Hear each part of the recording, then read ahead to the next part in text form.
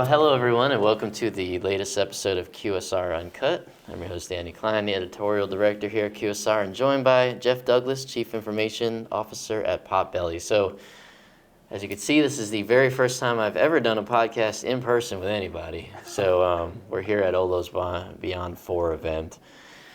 So I actually have no idea if I should look at you or at the camera. This is something I'm pretty new for. But we'll keep it casual. We'll just look at each other and we'll go from there. Not gaze. We'll just look at each other. Yeah. So it's been a fun event. We'll get into some actual topics, but you were discussing AI a little bit before on stage when we were talking about the future of technology and what that's actually taken us. So I do want to talk about some of your March Madness AI skills here. So first of all, I would say I have not filled out a bracket yet. We're sitting here on March, is it the 18th or something today? Yeah. I'll probably pick Florida to win because, why wouldn't I? But I won't pick Illinois to win. I don't know if they're in the tournament. So what did you do? I mean, look at it. You've got all that power in your hand, and if I could run a retirement simulation using ChatGPT, just putting in a couple of variables, I could pretty much do the same thing for the bracket. And so I just put in the actual PDF of the bracket and said, hey, run 1,000 simulations and tell me who you think is going to win based on the information on the players, the coaches, the schools, and their histories. Okay, so if you weren't using a robot, who was your pick? Do you have a pick? Do you have a favorite? I don't have a pick. You got no favorite? If I wasn't using a robot, I'd just go with whatever CBS or Yahoo tells me. Which I actually don't know. Well, Florida, my pick, is not a bad pick. We are the fourth number one seed, I think. So it's fine. That's not bad. That's not bad. No, it's not bad. All right. So, Jeff, as we always do, even though this is a different situation, I always start the podcast by just tell us who you are, tell us what you do, give us a little bit about your background, and we'll go from there. Okay. All right. So, Jeff Douglas, CIO, Potbelly Sandwich Works. I've been with the company for about 5.5 years. For those who don't know who Potbelly Sandwich Works is, fast casual brand, originates in Chicago on Lincoln Avenue. Born at 48 years old at this point in time, getting pretty close to getting pretty close to the big 5-0. But we're known for toasted sandwiches, hot toasted sandwiches. We also have shakes, soups, cookies, and salads. So a full fast casual brand with indoor dining. So like I said, I've been in the restaurant industry or food and beverage industry now for just under 10 years. Glad to have this conversation. So I think you were at, was it Levy before, or Levy? I was at Levy, right. I was at Levy Restaurants. Different concept. Different vibe. But you're from Chicago, right? So this was kind of was it coming to a brand that you were very familiar with, or had kind of grown up knowing the cult of Potbelly and its secret underground menu and these the cookies and these different things that it does that, maybe some of us who just know it from the airport aren't familiar with. I wasn't an airport familiar guy. I was a tried and true customer for a long time. I worked downtown Chicago, and the shop that I would go to was at Madison and Franklin. And I didn't know this until I worked for Potbelly, but that's shop number 2. So when Bryant Kyle bought the business, he bought the Lincoln location, ran that for a while, and when he opened his second shop, that was the second shop. Teeny tiny shop. I mean, it's small, but I would go there 3 or 4 times a week. It didn't matter if it was cold. I might stand outside, just put my gloves and hat on.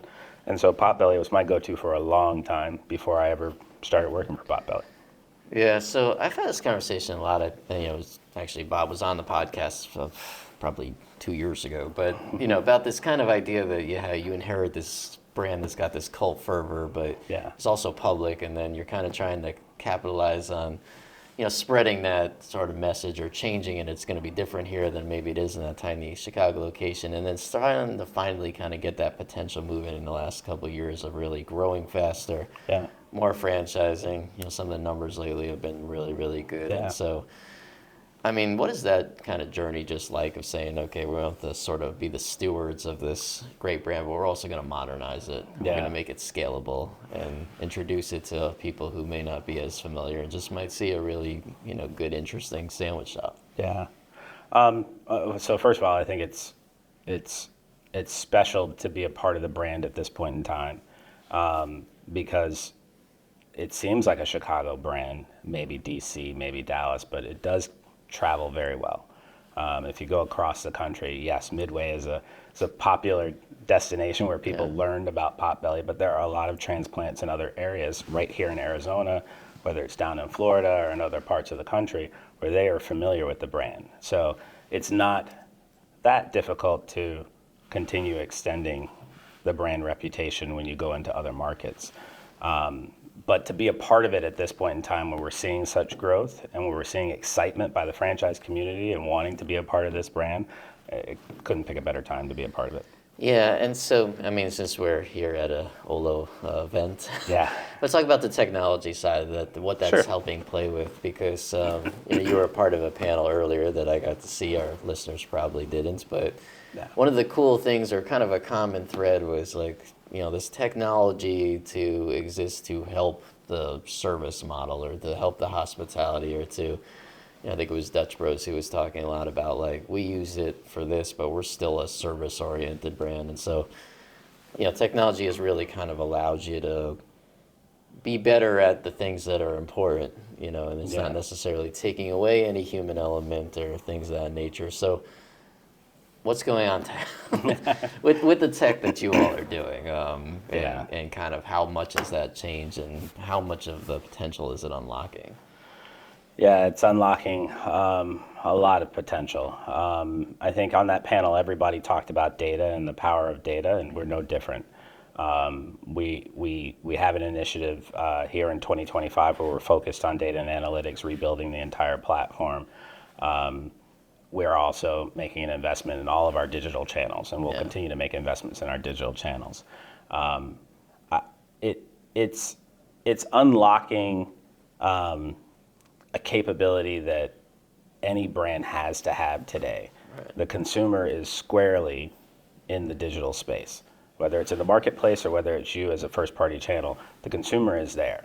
So you have to be able to continue to innovate in that space. And the best way for us to innovate in that space is, yes, we can continue to advance the digital channels through transformation, through our growing MarTech stack, but you have to let the data be informative. It has to tell you where to go. What are the assets that you need to invest in?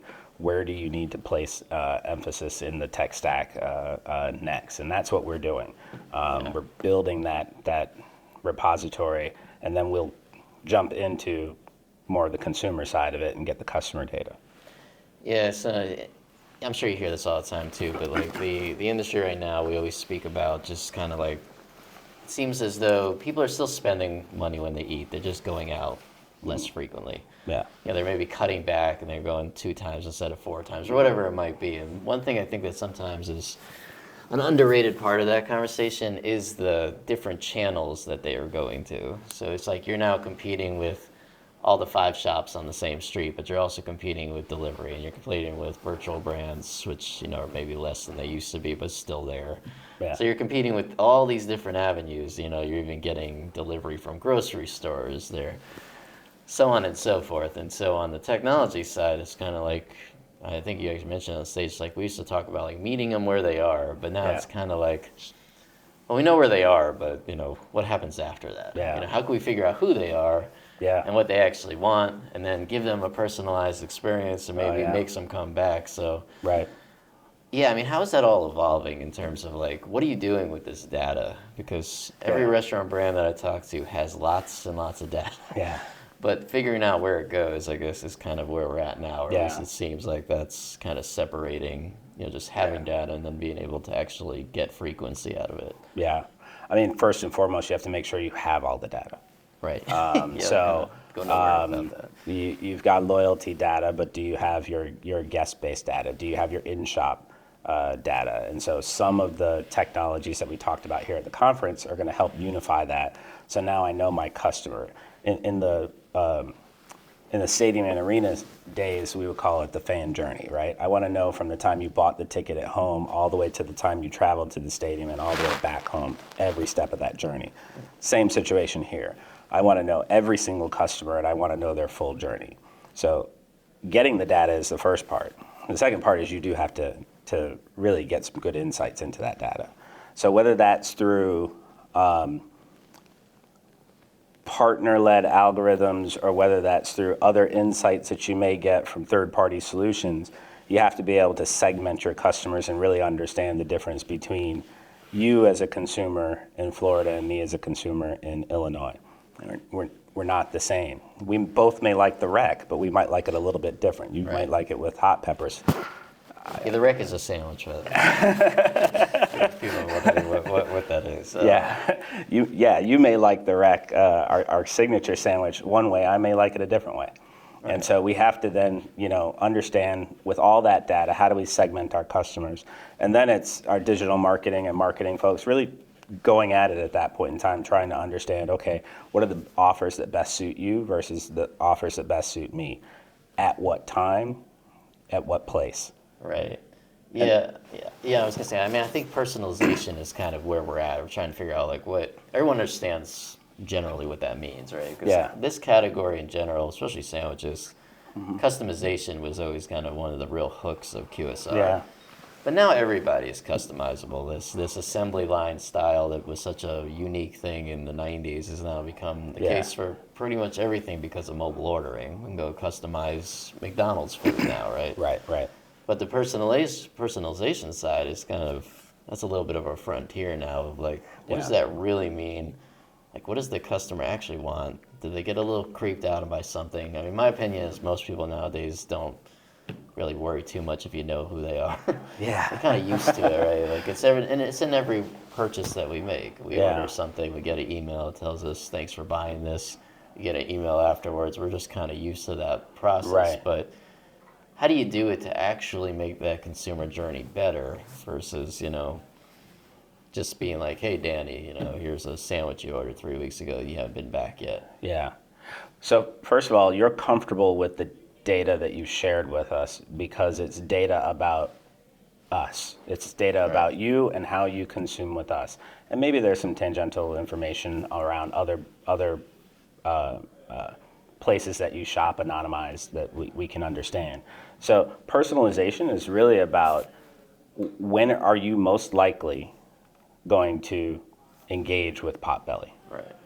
Not just an upsell because I know you like the OCC. No, you really like the OCC on Sunday night, Sunday afternoon. How many sandwiches do you have? how many are on the menu currently? Ish. In the range. Ish. I mean, I know that there's different sizes now. That was a big thing that Bob was about, is making the small, the big, or having that ability to do that. Yeah, skinny, original, and big. Right. How many sandwiches? That's a great question. Well over 15. Yeah. And especially when you start including the underground, it gets up there. It's not overwhelming though. Right. It's definitely not overwhelming. When you take a look at the menu, you can kind of understand the menu and you can kind of understand the core parts of the menu. And so you can gravitate towards something that makes sense for you. If you're a rec guy, try the Italian. Okay. If you're a meatball guy, try the pizza melt. Yeah, that was a big change a few years ago. I remember that was kind of the whole, trying to remember, my brain is full of facts like this, but I think there was something like 55 things that got removed. Yeah. And maybe 5-6 years ago or something. But the menu it wasn't so much that it was bloated, it just, the journey was confusing, right? So it was like you walked in and you're like, here, but where's it going to bring me to a point where I'm actually getting into a section that makes more sense? Just like what you just explained is how it is now. That was kind of like the first wave of the revamp. Right. Well, we did that in 2023. We took the menu down to essentially a single pane of glass that you could Potbelly through that one sheet. And it's just a matter of eliminating things that maybe they didn't make sense. Maybe they made sense to a certain segment in Chicago at the time, but in general, if we're looking at a national brand, didn't make sense for it to be a part of our core. The underground is a great example of that. We do a lot of the underground through the digital channels only, and if you know about it, you really gravitate towards it. But it's not something that we're going to elevate to. Here's a core sandwich. Here's the Lucky 7 as a core sandwich. Right. Lucky 7 is all the meats. Right. And so going back to personalization, obviously Perks has been around for a while. Yeah. Are those two different things that we're talking? Like when you talk to people about loyalty, rewards, personalization, is this all just a flywheel? Because I always think that consumers, Starbucks talks about this, where it's like some people want to just order mobile, right? But they don't want to they don't want to take that next step, and then it's figuring out how to get them to kind of move along that journey. But Yeah. I mean, the technology's got to be kind of an interesting experience to just figure out, like, speak to all these different people, but in a way that's speaking to them. So we're Yeah. like giving them hints of what they could get if they come a little bit further, right? Yeah. Yeah. Right. It is. It really depends on how much the customer is willing to share. But if I go back to that first point that you've got to get the data, most of the data is there. It's accessible. If you order as a guest from us, delivery, you gave me your phone number, you gave me your address, you gave me all the data that allows me, even though you're not a loyalty member, we want you to be a loyalty member, but even though you're not a loyalty member, you gave me all the data that I can now, with the right permissions, I can now personalize an experience for you. Every time you come back to me as a guest, not a loyalty member, I still can understand how you're shopping around our menu. I can understand when you're coming to us. And I could potentially either place offers or suggestive sells to you. It's similar. You might get better rewards from a loyalty perspective, redeeming coins, and then you get a free sandwich. You may not get that free sandwich, but we may offer you something else that is just as enticing as a guest. And maybe we can entice you to become a loyalty member where the rewards are significantly higher. Right. And so, in talking about AI and throwing 9,000 brackets into the machine, this is a question I hear a lot, and I think it's becoming more answerable than it used to be. But who's sitting there figuring that out?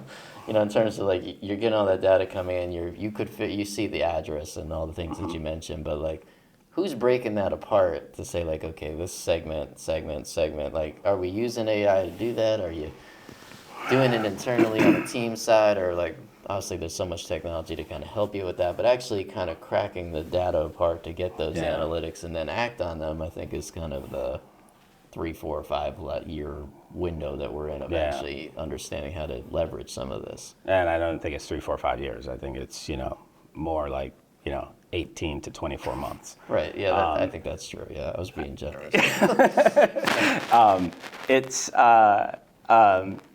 so when you look at it, third parties are probably best because they're creating the data models and the algorithms that are going to be able to take that data and then to action on that data. Maybe if you've got the right data team internally, you could do it. That's not what we do. We're going to partner with a third party to do it. But most brands, I would think, are going to use a third party solution to give them suggested offers based on the segments that they've created. I think the segments, you might get some help on the segments, but I think the marketing teams have been doing that for a long time, and with a little bit of help, they know how to segment the business. Now, what do I offer them? Okay, That's where I think the AI comes in, and you're gonna bet on third parties on that because they're gonna have the data science teams that are gonna create those algorithms and create those models that are gonna work. Yeah, I mean, the surprise and delight model of the old punch card, 10, 11, everyone gets the same thing. Yeah. We're so far past that now. I do agree that it's probably been 18, 24 months that we got past that. Yeah. Where we started to enter almost into like tiers of delight, right? Yeah. And it's like, you get to pick what you want, or like maybe if I'm the type of person that never orders the rec, I don't get offered that, right? Yeah. Where in the past it was kind of less nuanced than that, right? Retail has done this. Yeah. I look at what I shop for on sites, and my wife goes to the same site, and her offers are different. Right. Because they're there to entice her, not me. They've got my data that I voluntarily shared, and they're creating offers that are just enticing me. Yeah, I prefer that in food over retail, just because it's like, I don't really need to go to Amazon to be reminded that, like, I buy aspirin every 3 weeks, or this latest, like, back device or neck injury or whatever it might be to remind me of, like, my shopping habits, or, you bought jeans for 7 straight months, or whatever it might be. But food, Food makes a lot of sense. I just feel as though consumers are going to be willing to play this relationship game because it benefits them, right? As long as the rewards are benefiting them, absolutely. Yeah. It's like anything else. People used to clip coupons because they felt they got a benefit.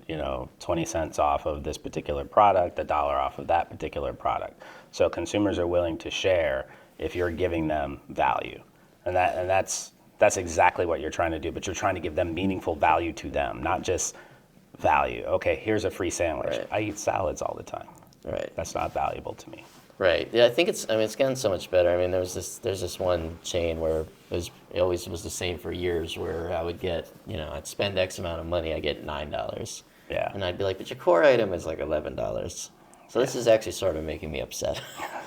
But nowadays they don't do that. You just get to X points redeems X thing, but you're giving like 30 different options. You kind of climb, you're like, oh, I keep gaining until I get this. And I'm starting to see this more and more often in brands as they figure out. Yeah. That's our loyalty program we launched last year. It's a tier-based program, bankable points, and then you decide. Right. Is it me and my son eating? If it's me and my son, I'm gonna get the sandwich. If it's me and my wife, one of us is gonna get a free salad. Yeah, exactly. So I think it's helping the consumer right now. That's why I think there's a lot to be gained from this whole process. And kind of speaking about that in the future. Where is this going?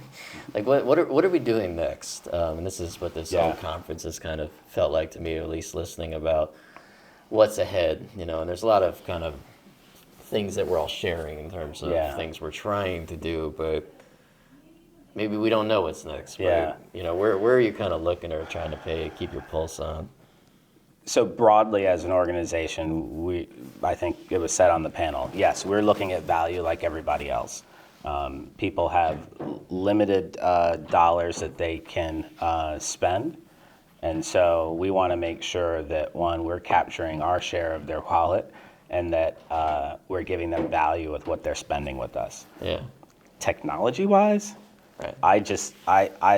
I believe that we're a connected society right now that is going to be even more connected as everybody is embracing things like Gen AI. And we have to figure out how that's going to change behavior, because I fundamentally believe it's going to change behavior. The question is exactly how. It is, but I think that it's something that if you're a brand and you're not paying attention to it, you need to start paying attention to it, because it's going to change behavior. It's going to change the way in which you make decisions. Yeah. And so I think that that's something that, from a technology perspective, we just have to understand how people are using the technology, and what, if anything, does that mean to us in terms of change behavior. It's a really interesting point, because I think we spent a lot of time with AI thinking about how we could deploy it.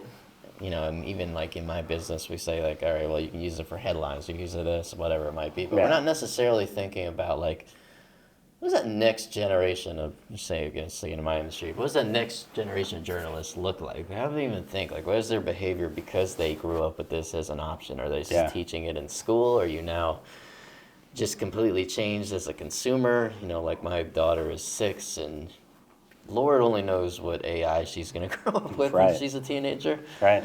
So like as restaurants and things and food and retail or whatever business it might be, kind of to your point, like we don't really have any sense of who we're even going to be talking to yet, because of how AI affects their day-to-day lives. There's a fundamental change that's going to happen in the not too distant future, similar to how the computer changed writing.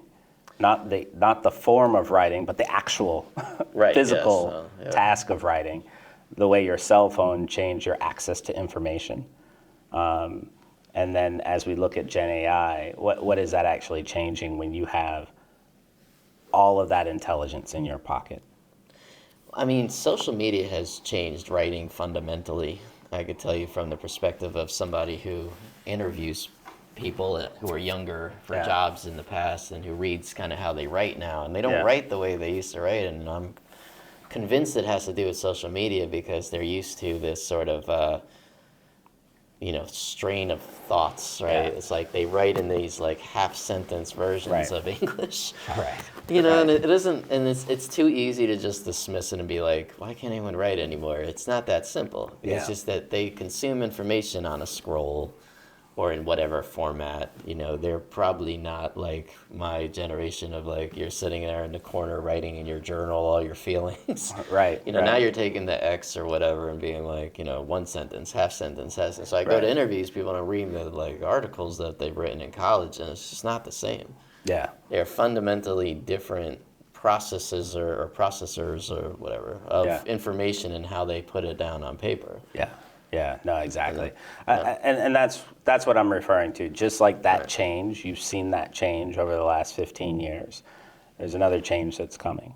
Just Yeah, simply because the more technology that we have, it's not like it was in the 80s where the technology was in corporate, it was in companies, it was in manufacturing. Technology's in everybody's hand right now. So if the technology's in everybody's hand, what does that mean for me, who's got a data platform, who's got these algorithms, and now I'm understanding my customer, and my customer is ever so slightly changing because of the technology. It's just a statement that we have to stay on top of that. Our partners, our vendor partners, have to stay on top of that. It's not just about embedding technology into online orders or embedding technology into some sort of operational component, your KDS system or anything like that. It's really about understanding how is your customer experiencing that technology, and does that change their behavior? Yeah, and I mean, the good news is that people are still going to eat.